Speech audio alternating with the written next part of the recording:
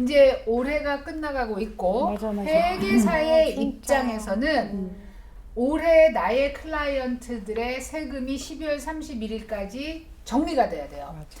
많은 분들이 3월 15일 회사 텍스, 4월 15일 회사 텍스를 알고 계세요. 그래서 4월 15일까지 하면 돼 라는 착각을 하고 계세요. 올해 텍스는 12월 31일까지 정리를 해 놓으셔야 돼요. 그러니까는 뭐 올해 내가 좀 많이 벌 것 같으니까 어디서든 공제를 받아야 돼. 뭐 아니면 오늘 덜 받을 것 같으니까 덜 벌 것 같으니까 이런 걸 하시려면 12월 31일까지 하셔야 되는데 좀 여유를 가지고 11월 말이나 12월 초까지는 여러분들이 말일까지의 정리를 해주셔야 중요하죠. 그 다음 해에 세금 보고를 할 때 2022년도 세금을 줄여줄 수가 있어요. 근데 비즈니스 하시는 분들은 이제 특히 또 뭐 할 것들이나 할 수 있는 것들이 더 많으시지 사실은. 근데 이제 그거 우리가 이제 오늘은 그 뭐 자영업 정도에서 이제 얘기를 끊는다고 하면 자영업 정도에서 얘기를 끊는다고 하면 자영업은 자기 개인 텍스 보고할 때 같이 하잖아. 4월 15일. 그러니까 그 차원에서 이제 우리가 에스티메이트 텍스 내는 거 그리고 그 외에 활용할 수 있는 그 베네핏을 좀 활용하시면 좋은 거고. 그 외에 어떤 베네핏? 아까 얘기했던 대로 401k를 더 넣는다든지 HSA 어카운트를 만들어 놓는다든지 뭐 디펜던트 케어를 갖다가 넣은 돈을 넣는다든지 그런 여러 가지 것들을 해보실 수가 있는 거죠. 만약에 자녀가 좀 어린 사람들도 뭔가 해놓을 수 있는 게 있나? 자녀가 어린 사람들한테 딱히 그러니까 이제 우리가 자녀들한테 준다고 생각하면 보통 이제 컬리지 플래닝을 많이 생각하잖아요. 5 to 9. 근데 그건 다 애프터 텍스 달러. 그럼. 그리고 우리가 저번에 얘기했던 대로 우리 저기 EE 반드 있잖아. 가버넌 반드도 해놓으면 좋고 그 이제 에듀케이셔널 퍼포스로 돈을 쓰게 되면 이제 어닝에 대해서 우리가 텍스를 안 내잖아. 버는 것에 대해서. 근데 이제 그것도 애프터 텍스 달러가 들어가는 거야. 그런데 이제 개인적으로 하는 그 스케줄 C로 넘어가는 자영업으로 들어가는 사람들은 아까 얘기했던 것처럼 이제 그 회사 비용이라든지 그거를 말하자면 여러분이 이제 요 생각은 좀 해보실 수 있어요. 회사 각 해마다 조금씩 다르잖아. 각 해마다 조금 다르니까 이번 해가 어떤 이제 비용이 많이 발생했으면 요번에 할 걸 다음으로 넘기기도 하고 다음에 할 걸 미리 페이하기도 하고 이렇게 되는 거예요. 몰기지 같은 경우에 집 몰기지 있잖아. 집 몰기지는 1월 15일까지 내야 되는 돈을 12월 달에 내면 그 인트레스가 포함이 돼. 아 무슨 말인지 되게 복잡하다. 이제 몰기지 페이먼을 내잖아. 그러면 내가 몰기지 페이먼 내면 거기 프린시플하고 원금하고 이자가 붙잖아. 그치. 이자가 붙는데 그걸 12월 달에 내는 거야. 그러면 거기서 1098을 이슈하잖아. 거기에 포함이 돼. 인트레스트가 데일리 뭐 한 거가. 그러니까 뭐 많지는 않겠지만 조금 도움이 될 수 있다는 거지. 몇백 불? 그럴 수 있겠지. 뱅크에서는 어쨌든 받은 것대로 다 계산이 계산이 돼서 다 나오니까. 나가니까. 자영업이라고 얘기하는데 1099을 받으시면서 자영업 하시는 분이 굉장히 많아. 많지. 그러니까 예를 들어서 페인트 잡을 한다고 우리 교포끼리는 얘기를 합니다. 그러면 부부가 페인트 잡을 합니다 하면 이분들이 어떤 회사에 소속이 돼 있어. 그래서 아파트를 합니다 라고 하면 어떤 이제 큰 뭐 몇백 채, 몇천 채가 되는 아파트 컴플렉스에서 누가 이사를 나가면 오늘 몇 호실 이사 나갑니다. 그러면 가서 그 페인트 다시 하고 이렇게 하시는데 이분들은 컨트랙터로 페이를 1099으로 받으시는 분들이야.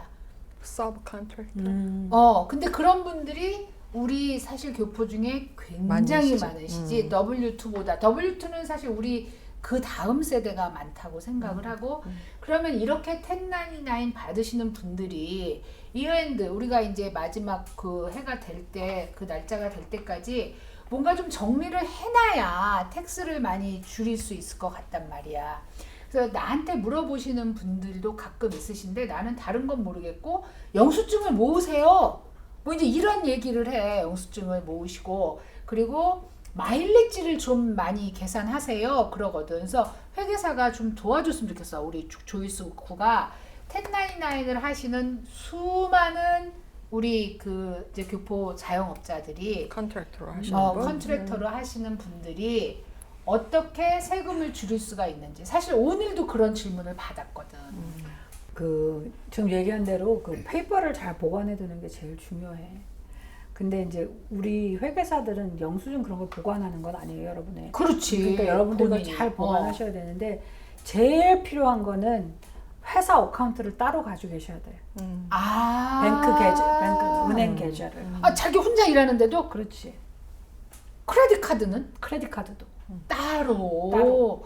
오. 그래서 내 회사 거와 내 거를 이렇게 뭐죠? 나눠놓는 구분해 놓는 게 정말 중요하세요. 항상 그게 이제 회사 거랑 개인 거랑 해서 코밍글 한다 그러잖아. 막 섞어 놓으면 구분하기도 힘들고 나중에 문제가 생겼을 때 더 복잡하고 나중에 문제가 생기면 내 걸 다 보여줘야 돼. 그러니까 내 개인 은행 계좌까지 다 보여줘야 되는 거예요. 그러니까 그거는 꼭 나눠 놓으시고 크레딧 카드도 따로 회사 걸 만드시고 그 회사에 속한 건 다 그거로 쓰시고 그 영수증도 그렇게 보관하시면 되고 요새는 뭐 예를 들어서 카스코 가도 게스 넣고 그런 건 게스라고 나오잖아요. 그러니까 그런 거는 딱히 안 보관하셔도 되는 것 같아요. 게스는 너무 obvious. 크레딧 카드에 나오니까. 근데 크레딧 카드에 예를 들어서 이제 뭐 ABC 라고 나오면 사실 우리는 뭔지 모르잖아요. 그러니까 그런 건 영수증을 보관하셔야 되는 거지. 어느 일정 금액 이상을 썼으면 이제 그거가 있고. 밥값은? 밥값도 마찬가지죠. 아니 거기 무슨 레스토랑 이렇게 나오잖아. 근데 이제 밥값, 그러니까 영수증을 보관하실 때 이거는 IRS에서 말하는 가이드라인이에요. 뭐냐면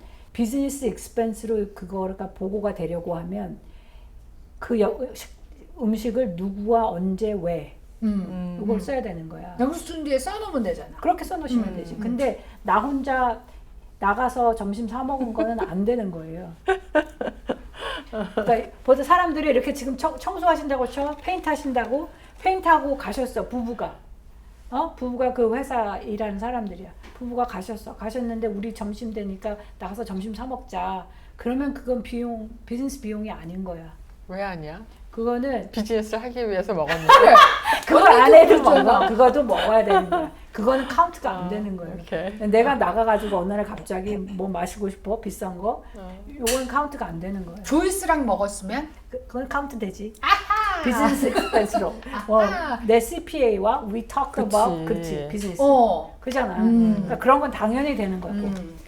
이제 그걸 알고 계셔야 되고, 그런 다음에 마일리지가 IRS에서 그 러그가 있어요. 원하는 건 뭐냐면 날짜, 어디에서 어디, 주소, 어디에서 어디, 주소까지? 마일리지. 그러니까 요새는 그 앱들이 있어. 그래서 다 할 수 있어.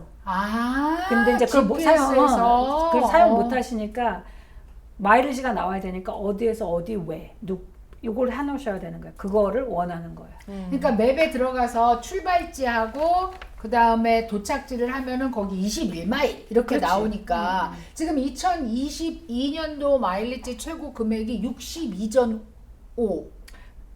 이번 7월 달인가 바뀌었지. 그냥 62전인가 뭐 이래. 그러니까 반년은 작고 반년은 좀 크고. 아니 근데 62전이면 엄청나거든. 왜냐면 자 우리 남편은 자기 회사까지 왕복 100몇십 마일을 다녀. 그렇지. 그러면 62전이 100몇십 마일이면 이거 그냥 100마일이라고 쳐. 그래도 62불 아니야? 그렇지. 하루에 62불이면 5일을 가. 그러면은 5일 동안 300불인 거잖아. 거의 곱하기 지금 잘하나 지금 굉장히 헷갈리고 있어. 300불이면 일주일에. 그럼 한 달이면 마일리지로만 1200불에서 1500불까지도 마일리지로만 뺄 수가 있는 거야. 뺄 수가 있는 거야. 1099 하시는 분들이. 그렇지. 이게 가능한 게 페인트샵 하시는 분들이 꽤 멀리 갈 수 있잖아. 그럼. 그리고 요즘 페인트가 없어요. 그래서 이분들이 페인트를 사러 페인트 스토어를 얼마나 다니시는지 몰라. 이거 다 마일리지잖아. 그러니까 이제 보관을 해두셔야지. 그리고 그거를 좀 꼼꼼하게 기록을 해두시면, 왜냐면 1099 하시는 분들이 오디 받으면 어떡해를 너무 고민을 하시는 거야. 그래서 내가 영수증 가지고 계시고 영수증 뒤에 그냥 써놓으세요. 그래서 막 아무렇게나 넣어놓으셔도 나중에 오디 나오면 날짜별로만 하시면 돼요 라고 얘기를 했단 말이야. 그런데 궁금증은 마일리지하고 가스는 달라? 두 개 다 할 수 있어? 못해. 거봐. 그러니까 요거가 너무 헷갈리시는 거예요. 음. 자동차를 많이 타시는 분들은 마일리지가 많은 분들은 그냥 마일리지를 사용해야 돼.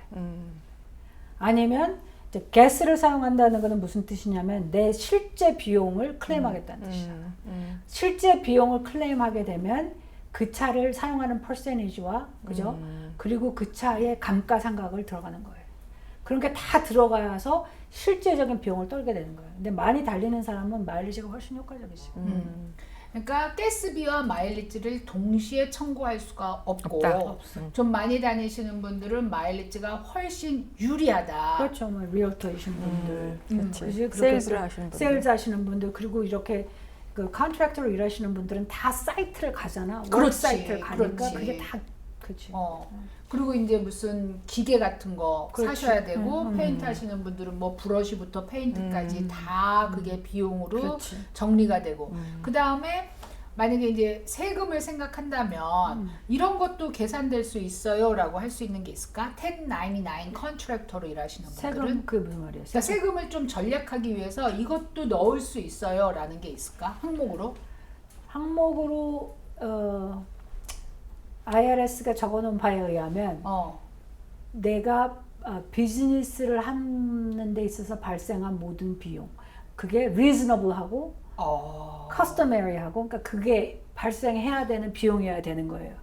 그러니까 그 이제 또 이렇게 컨트랙터 하시는 분은 집에서 페이퍼, 뭐 컴퓨터, 뭐 집에 오피스 있으신 분들이 많잖아. 따로 자기 사무실을 하시는 게 아니니까. 그러니까 그거를 집에 이제 오피스 익스펜스로 빼실 수가 있고.